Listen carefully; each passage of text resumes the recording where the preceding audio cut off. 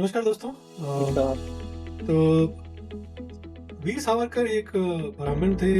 ना सिर्फ non vegetarian थे, बल्कि कुछ लोग कहते हैं कि उनको बीफ तक खाया गया। तो ये मतलब कोई आज के ज़माने में कोई क्या खाता है या नहीं खाता है, क्या पॉलिटिकल मुद्दा होना चाहिए? ऐसी बात है भी मतलब स्टेटमेंट्स आ चुके हैं, स्पेशली टीएमके और ये कर्नाटक के कुछ कांग्रेस के लोगों से, कि जैसे एक ने बोला था कि राम जो है, भगवान राम मीट खाते थे। एक सॉफ्ट वे में मैं कहूँ तो बड़ा अनप्रोफेशनल स्टेटमेंट है। अब मुझे समझ नहीं आता पॉलिटिक्स और कितनी गिरेगी।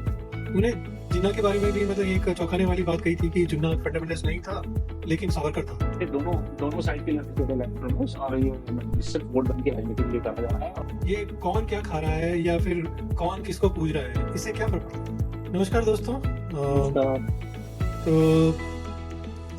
वीर सावरकर एक ब्राह्मण थे। ना सिर्फ नॉन वेजिटेरियन थे, बल्कि कुछ लोग कहते हैं कि उनको बीफ तक खाया गया। तो ये मतलब कोई आज के ज़माने में कोई क्या खाता है या नहीं खाता है, क्या पॉलिटिकल मुद्दा होना चाहिए? ऐसी बातें जो हैं कर्नाटक के एक मिनिस्टर ने बोली हैं कि सावरकर जो है बीफ खाता। तो इसका क्या मतलब है? मतलब इसको मुद्दा बनाने की क्या जरूरत है? कोई खाए ना खाए, इससे क्या फर्क पड़ता है? उसकी मतलब उन्होंने जो किया है उसको वो क्या उसको डिग्रेड करने की कोशिश कर रहे हैं? क्या करना चाहते हैं ये लोग? मतलब ये जो है लोगों को मतलब बरगलाने की कोशिश कर रहे हैं ये लोग। मतलब ना तो कुछ कर रहे हैं, ना इनको, ना तो उन्होंने लोगों की भलाई करी कुछ। कर्नाटक में इतने दिनों से हैं काम कर रहे, रोड्स की स्थिति देख लो वहाँ पे मतलब इतने बुरा हाल है, पानी है नहीं। तो और ऊपर से जो है तुम लोगों को किसमें फंसा रहे हो कि सावरकर जो है मीट खाते थे। अरे मीट खाते थे चाहे नहीं खाते थे वो बात की बात, बट इससे क्या फर्क पड़ने वाला है?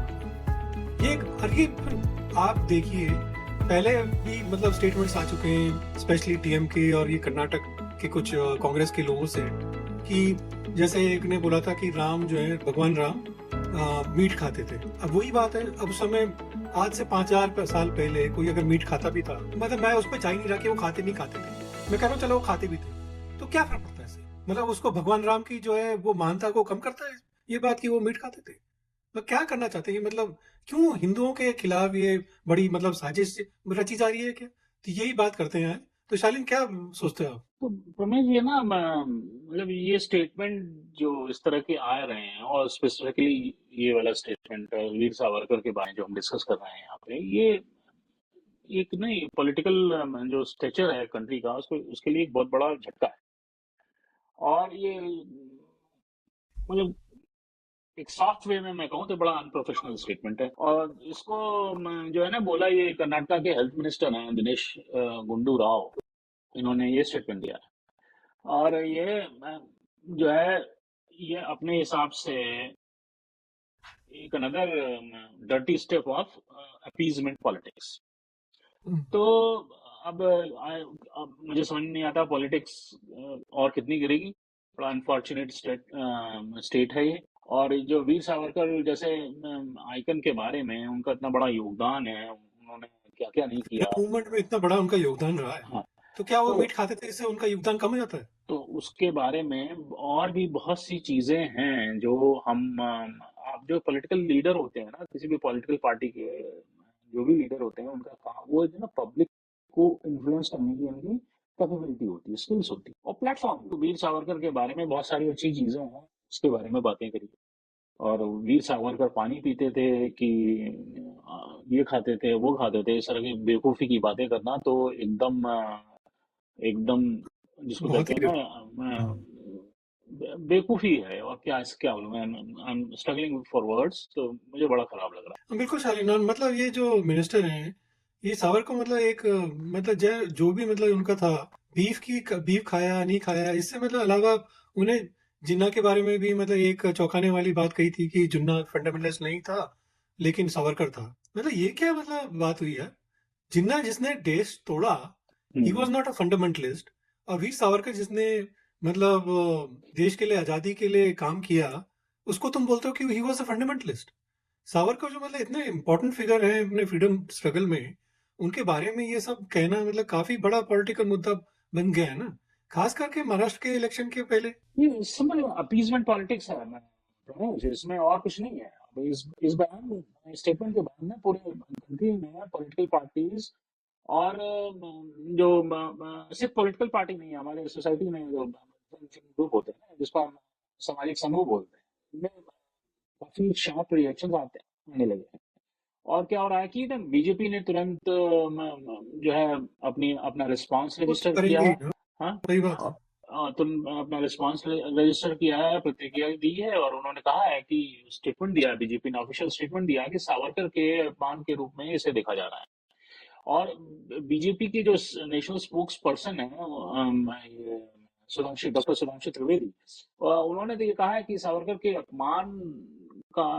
जी का अपमान करना जो है, देश के क्रांतिकारियों के अपमान करने के, जो है दिनेश गुंडू राव जो हेल्थ मिनिस्टर है कर्नाटका के, इस स्टेटमेंट के खिलाफ अपनी नाराजगी जाहिर की है, और कहा है कि अगर कांग्रेस सावरकर को इंसल्ट कर रही है तो इलेक्शन में इसका बहुत बड़ा परिणाम होगा। बट मेरा एक क्वेश्चन है, मैंने शिवसेना में बोला, तो अब ये जो हमारा पॉलिटिकल अलायंस है, इंडी अलायंस है, उसमें उद्धव शिवसेना भी है। तो ये उद्धव जो ठाकरे जी हैं, और उनके जो अनकंट्रोलेबल माउथ है, संजय तो राउत। संजय रावत, या उनको मैं उनका नाम भूल जाता हूँ, उनकी इमेज जो है ना मेरे दिमाग में, अनकंट्रोलेबल माउथ।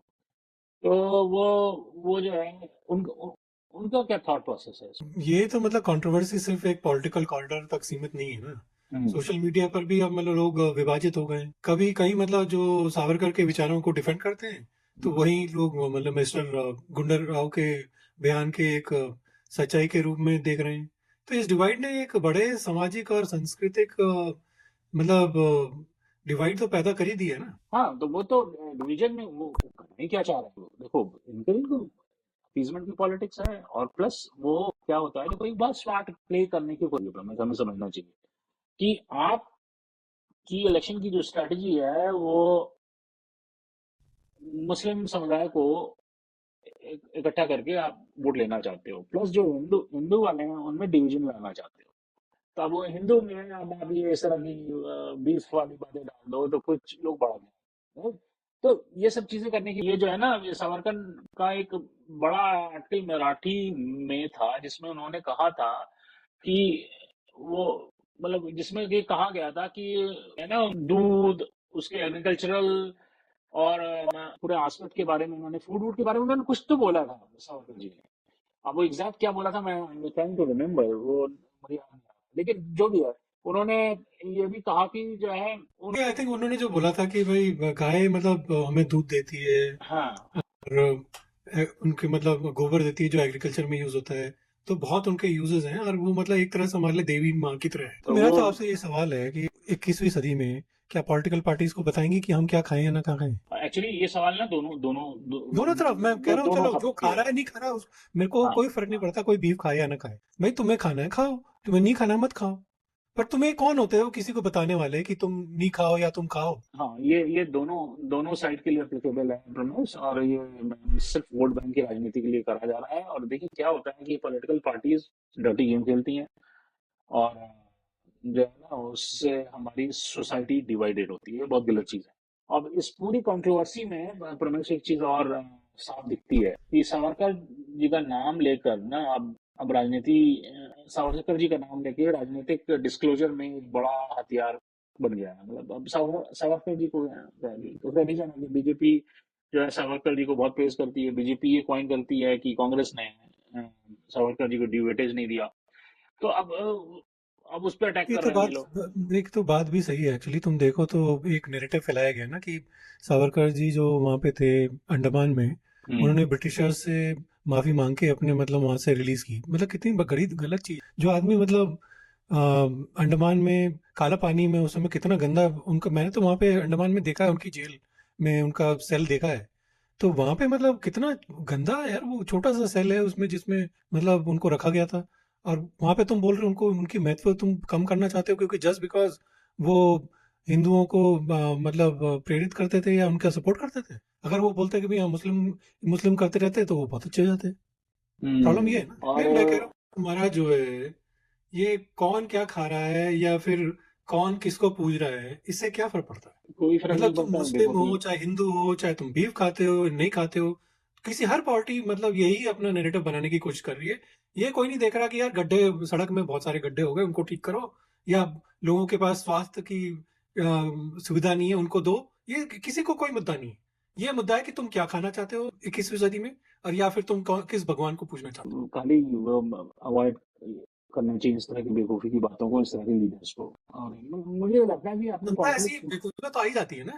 हाँ, तो अब चलिए अब अपने यूजर से पूछते हैं रमेश अगर कि जो है ना कि ये इनका क्या विचार है और उनको क्या लगता है कि इस तरीके से जो पॉलिटिकल पार्टीज कर रही हैं, कोई भी पॉलिटिकल पार्टी हो, इस तरह की जो बातें करती हैं उससे क्या होता है। तो आप अपना अपने थॉट प्रोसेस कमेंट के थ्रू हमें शेयर करें और ये अभिव्यक्ति की आज़ादी को यूज करते हुए अपने अपने कमेंट्स हमारे साथ शेयर करें इस मेरा तो बारे में। बस यही कहना है अंत में कि भाई इन सब मुद्दों से ऊपर उठें।